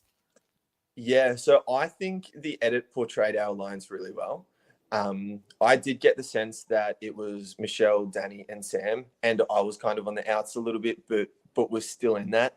And it was the same with Christy, and I think that was probably some driver. Like we knew that on some level of consciousness, and that was a driver for her and I to form this relatively close bond that wasn't actually shown. That I think the Christy and Luke bond was the one that wasn't necessarily shown as much. So I didn't really know how I was going to play that 5 heading into the merge. So when Christy and Danny were taken out at the merge, I kind of shit my pants, to be honest, and I think Sam did too, because we weren't expecting that. Obviously, we had no idea that Matt had the idol. Yeah. So when that happened, my jaw hit the floor. But heading back to camp, I realized that knowing there were murmurings about Ethan and Joseph and their conversation, and knowing that happened and seeing what Ethan had just done, in my mind, I saw that since Christy was gone, it freed up Matt and Ethan to basically just be 2 numbers to pick up. Yeah. And you'll see in that conversation with myself and Matt that it looked like Matt was actually driving a fair bit of that. But it was great because if he wasn't to come to talk to me, I was going to go and talk to him and pick up those 2 as basically numbers for myself and Sam, because I could see that Joseph and Jazz were really kind of sowing seeds and really becoming a little more tighter to Sam and Michelle than what I was comfortable with. And so picking up these 2 boys and kind of forming this coalition in voting for Joseph, getting Joseph out, I saw Joseph as an extremely dangerous player. And I feel that if he lasted 2 or 3 more votes, that it was going to be me that was going between him, Jazz, Shane. Maybe he swayed Michelle and to get me out. So I think that was probably one of my nicest moves in the game, was working with Matt and Ethan to form this other alliance, because I talked pre-merge about the fact that I would need to flip at some point, and I would need to work the red numbers. And in Survivor, I mean, you guys all know the game in and out. It really is all about timing, and it really is all about making sure that you either pick up those numbers, you either flip, you either win an immunity at the right time. It's all about timing as to what will enhance your chances of success moving forward. And picking up those 2 boys meant we could take out Joseph, we could take out Shane, and essentially someone like myself who's been winning a lot of challenges and should go out in 6th or 7th place in most seasons is therefore insulated within the 2 boys and Sam, because Michelle wanted to go for Ethan. And so Michelle wasn't then looking at me as someone that could be potentially voted out. So, I mean, that worked really well. And then we saw that Matt needed to go because Matt was just such a nice guy. And he was such a threat. And then you could see how Ethan was talking. Like, I mean, just in that call then, this is a guy that really knows how to talk and really knows how to sell himself. And at final 5, I was thinking, shit, like, do I save him? And do I potentially flip on Sam? But in him being such a good talker, it really validated me needing to also vote him and vote him out. So yeah, I mean, it's a great moment. I actually think that was the. I mean, I think we all agree that Christie's Jedi Mind Tricks was the best move of the season, but I actually think the most underrated move of the season was that final 8 vote because the group that you made, because after Danny and Christie kind of got like twist fucked out of the game, like you guys were. But you guys were theoretically down in numbers. Like theoretically, on OG numbers, it was 3 blues and 5 reds. But I think you guys like rightly read the room and could see that the 5 reds were never getting on board together because of the Ethan versus Shane and Joseph ball. And I think you played them off against each other really well because you took out Joseph Shane and then Matt and Ethan like back to back where theoretically you didn't have the majority and it was a position where you guys could have been vulnerable, but you were able to tap into your connections on different sides to make it work for you. And I think that's a move that doesn't get enough credit. While also enhancing yourself with Michelle because she's just lost Danny and Christy. So, you got that 3 and then you got your 4. And from there, you guys really decided what happened for the rest of the game. And I think that's part of the reason why, some of the reasons why we had to kind of leave Michelle out of that vote was because her and Joseph were becoming quite close. And she, like you'll see in the edit, and you would have seen in the edit, that she wanted to take out Ethan. And so she voted for Ethan. But I knew that I needed Ethan for her to keep sort of tunnel visioning and setting her sights on. So that's why we kind of had to leave her out of the dark. I mean, she gave you a lot of compliments when we talked about that episode in the chat, saying that she was more annoyed at Sam than you because you did a fantastic job of, you didn't leave her out of the vote fully. You sort of said, I might want to vote Joseph. I'm sort of working it out. And so she was like comfortable that you'd at least foreshadowed the decision with her, whereas Sam hadn't done that as much. So even that you played extremely well. Yeah, you're exactly right, CK. I wanted to give her somewhat of a half-truth, let her know that this is going on, because I'm sure in some, on some level, she was already picking up on those vibes that they were coming for Joseph. And so I wanted to tell her, like, hey, they approached me when it was really me and Matt sort of formulating that together. They approached me and said this. They made a really good case, and it's really made me think about what I want to do. I'm still with you, as in I may not vote with you, but I left it quite ambiguous. I'm still with you. I'm still with you in this game. But I didn't tell her that I was necessarily voting with her. So I wanted to keep some sense of ambiguity so that when we came back, yes, there was something to answer for, but no, it wasn't me going completely behind her back to a point where she could no longer trust me. And I think one of the things also is I think it's great that you kind of saw that how that was going and set up, did the groundwork before the vote. But I think you and Michelle actually really handled that conversation after the vote really well, where I think you guys made it really clear, like no one overreacted.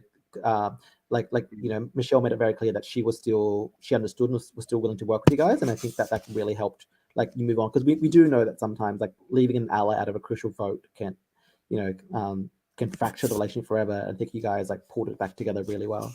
Yeah, I mean, Michelle was criminally under-edited, and I guess that's in case of some of her footage going missing. But she had her finger on the pulse basically the whole game, and she played a fire game, winning those puzzles. I don't see myself as a puzzle schmuck by any means, but you can see that she won basically every puzzle of the game that she was a part of, other than Puzzlegate, because she was not yet a part of it because her throwing partner didn't pass the baton yet. But she had her finger on the pulse the whole game. She won every puzzle that she was a part of. she was forming these alliances with Joseph, with some of these other alliances in the game. Like I wish she had more of an edit, but she played a fire game for sure. I just want to say, I don't know if this is the edit or the way you played, but I'm actually, I saw you as sort of a challenge beast guy who was nice, loyal. I had no awareness of how good your strategy is, your knowledge of the game, how well you speak. Were you downplaying these things in the episode? Because in the show, because to be honest, the person I'm meeting here, if I met him in a Survivor game, I would think this guy's the most threatening person in the world. Like, you've really got the triple threat. Were you downplaying that in the actual show?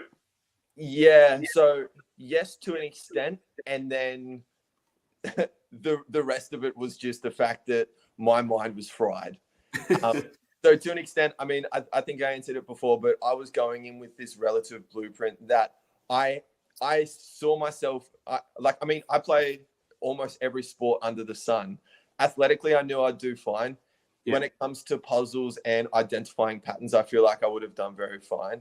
When it comes to being able to socialize and be confident in your own skin and be able to just converse with others, I thought that I would be fine.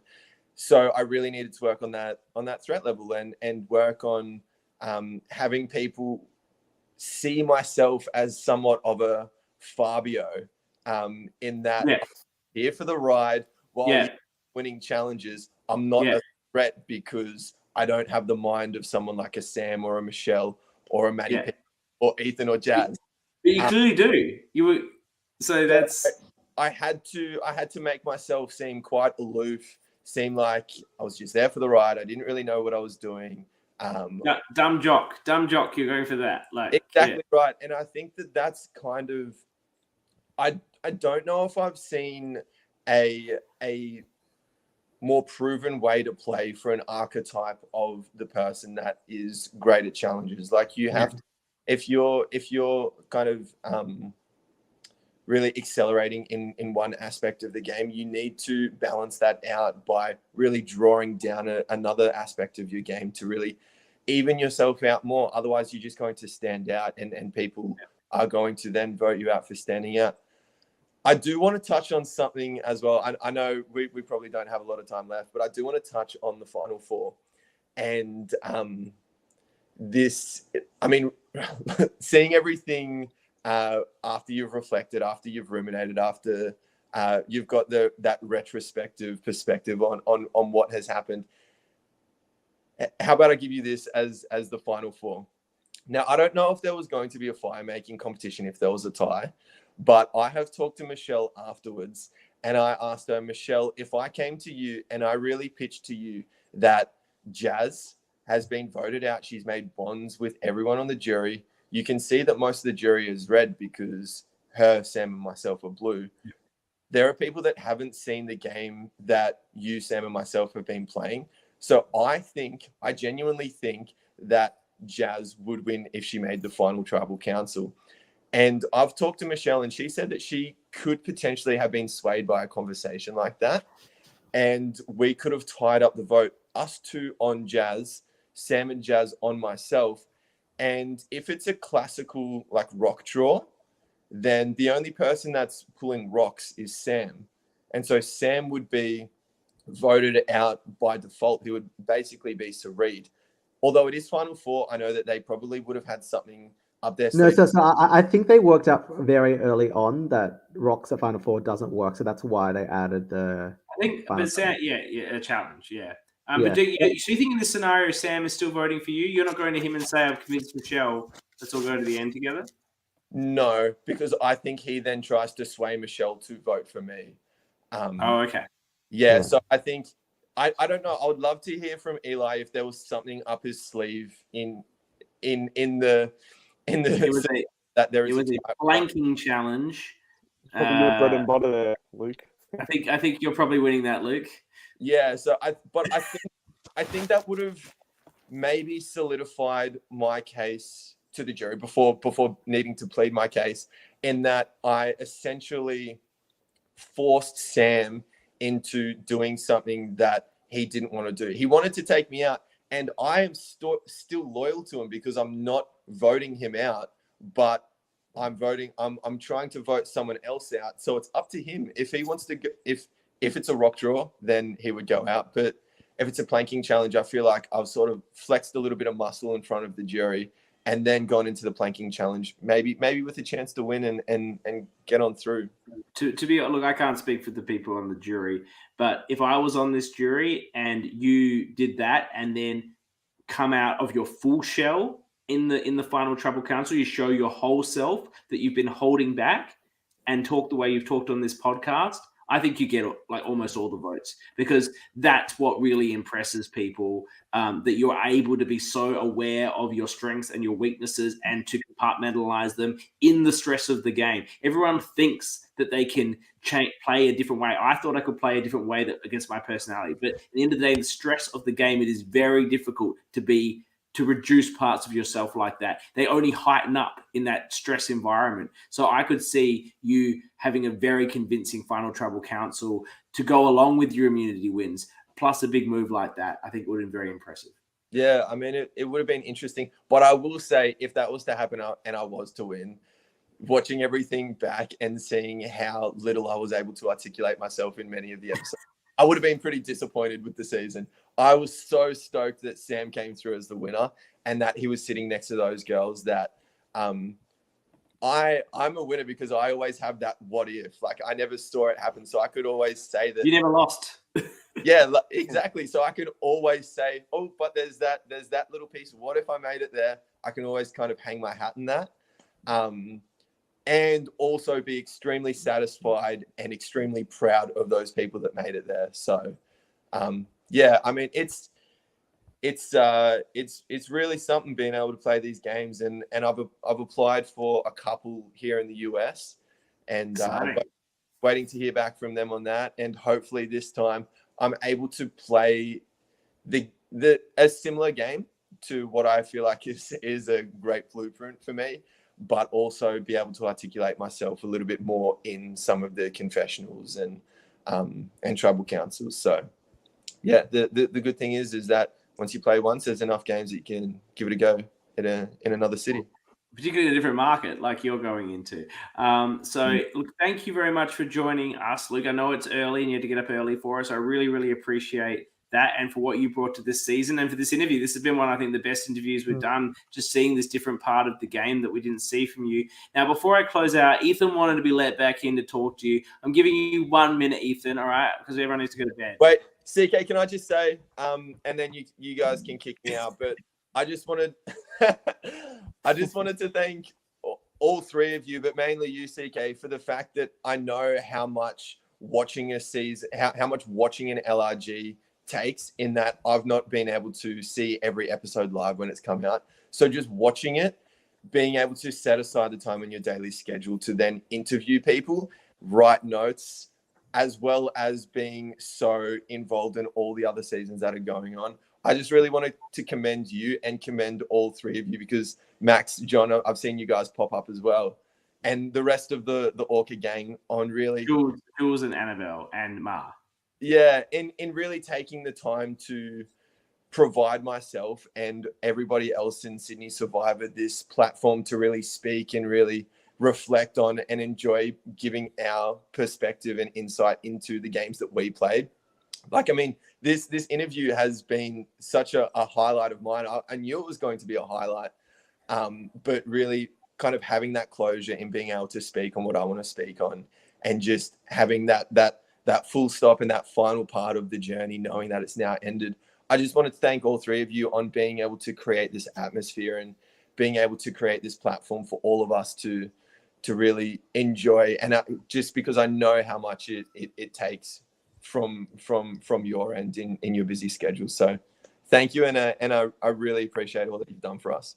Yeah. Thank it's you, been Luke. a massive Thank you, Luke. Yeah, I was gonna say, it's been a massive pleasure for all of us to watch this cast. I think it's been so fun to see you play. And I think for a lot of us, if we don't get a chance to play the actual game, like this is the closest we get to the real Survivor experience. And I think getting to podcast and kind of reflect on your experience and go through all the what ifs with everyone else. It's such a critical part of the playing Survivor experience. So like, yeah, I think also we just love to chat about Survivor and to chat to people who play Survivor. So we thank you for that, and I talk thank about you on it. behalf of Jules and Annabelle and Ma, who also participated this season. That was a really heartfelt speech. He just hit you with these heartfelt speeches. It's beautiful. Ethan wants to say something. I'm sure it'll be less heartfelt. I'll give you 1 minute, Ethan. No, mine's gonna be really heartfelt. Yeah, Luke, first of all, it's really good to see you. And I loved everything that you said. It was awesome to hear your perspective of things. I just wanted to come on and say hello because we don't get to chat much. And I thought you did a really good job. And I think for you, you've left a really nice, humble, enjoyable legacy on Sydney Survivor.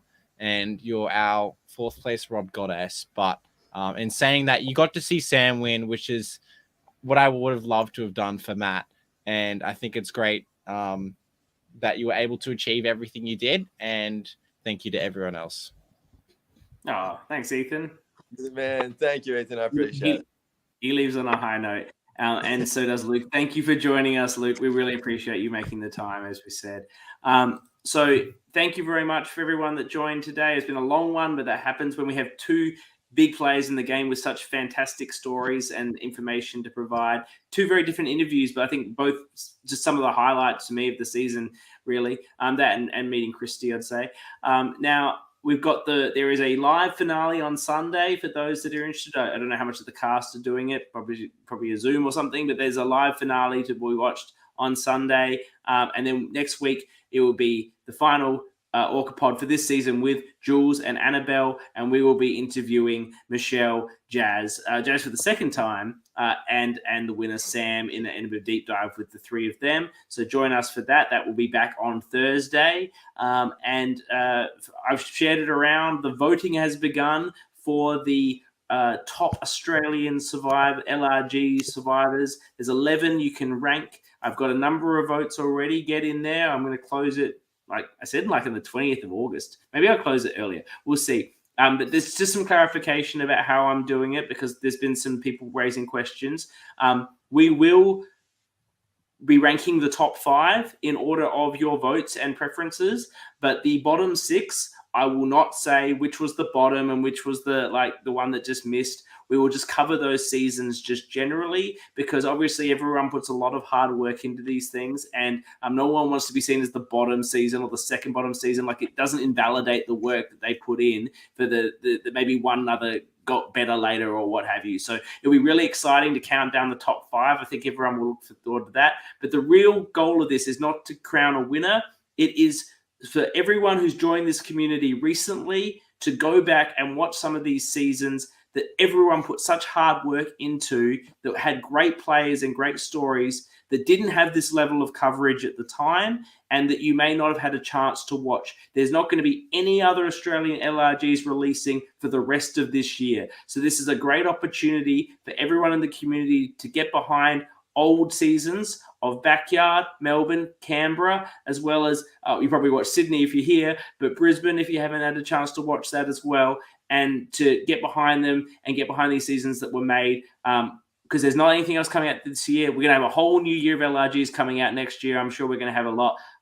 Eli's asking when Backyard 5 is out. I understand it will not be till next year. I checked with all the hosts before I came up with this concept. So I understand nothing's coming out this year. This is your chance to catch up on the history, get to know the community of everyone that's ever played, and we can make this community better and better and better. So it's not about crowning a winner. It's about giving everyone a chance to have a conversation about all these old seasons that didn't get this sort of love when they came out, because that wasn't just what happened at the time.